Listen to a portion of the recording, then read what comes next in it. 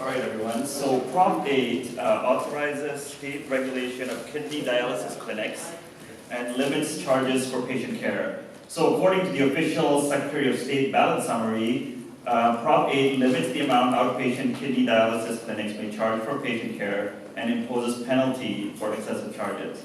It requires annual reporting to the state regarding clinic costs, patient charges, and revenue, and prohibits clinics from discriminating against patients based on the source of payment for care. So anyone here either been on dialysis or know people that have been on dialysis? Yeah, so a lot of us here. So dialysis keeps patients alive when their kidneys fail by taking out the patient's blood, cleaning it, and putting it back in their body. In the United States, more than 477,000 people depend on dialysis, and there's two big corporations. You might have heard of either of them. People heard of Fresenius, F-R-E-S-E-N-I-U-S, or DaVita, right? A lot of us have heard of DaVita. So they basically monopolize the industry, and they control more than 75% of dialysis treatment. And essentially what has happened is, and why this prop came about, is there hasn't been much oversight.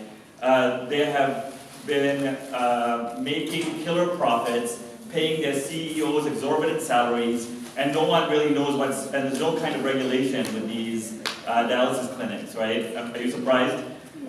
So what Prop 8 would do would be to regulate dialysis clinics. Patient cares report sanitation problem, including blood stains, cockroaches in dialysis clinics.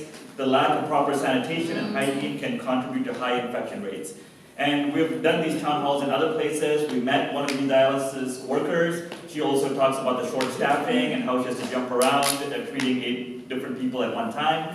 So there's all kinds of issues that are going on in dialysis clinics that the public is not made aware of. Only people that are going through this process, people that have families that are going through the dialysis process, only they know what the real problems are.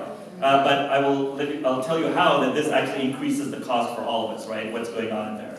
Dialysis corporation profits are out of control. They make billions of dollars annually.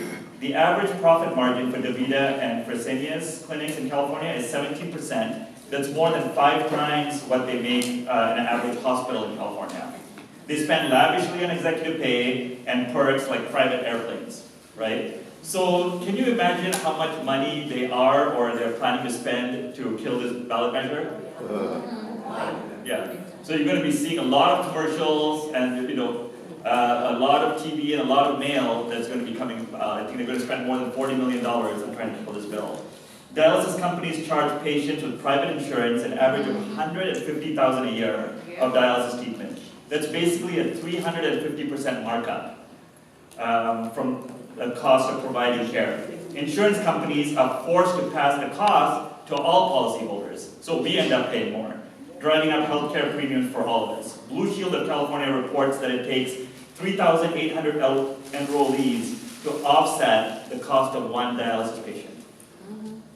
3,800 people on insurance to offset the cost of one dialysis patient. So it's just the costs are out of control, the profits are out of control, there's not much patient care, so that's why we need Prop 8. We need to invest in patient care. It will push for profit dialysis corporations to spend more money on direct patient care with revenues limited to no more than 15% that they spend on patient care.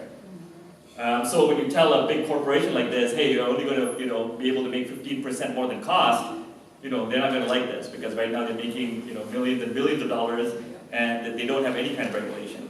So by linking revenue to care, dialysis corporations will have a greater incentive to invest in patient care.